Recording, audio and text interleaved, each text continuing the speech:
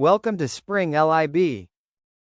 All right, so here in problem 10, we're trying to determine which matrices can be multiplied together, right? So we're given just the sizes of 3, that A is a 3 by 4, B is 4 by 5, and C is 4 by 4. Okay, so then first, for part A, we're asked about the product of A and B. Well, so the product of A and B would give us a 3 by 4 matrix multiplied by a 4 by 5. And so the important thing is that the number of columns in our first matrix is equal to the number of rows in the second one, right? And in this case, that's true. Okay, so it is defined, and the size is going to be equal to the number of rows of our first one by the number of columns of the second one. So it's going to result in a size of a 3 by 5 matrix. Okay, and so then for the next example here is just the opposite. So that's BA.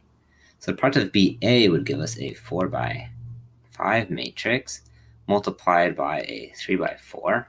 And in this case, these values do not line up, right? So the number of columns of our first one is 5, number of rows of our second one is 3, so this one is not defined.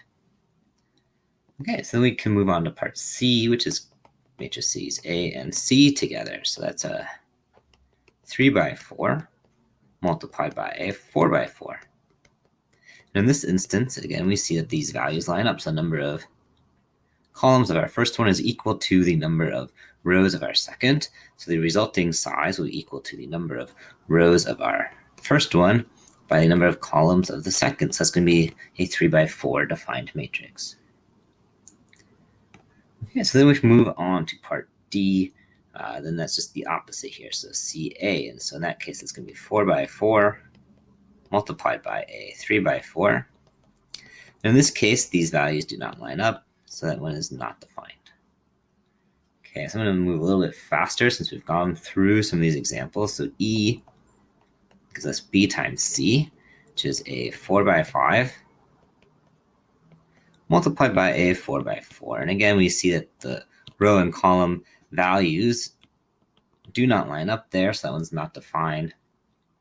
And then lastly, see if I can squeeze it in at the bottom, we have C and B, and C being 4 by 4 and B being 4 by 5. In this instance, they do in fact line up, okay?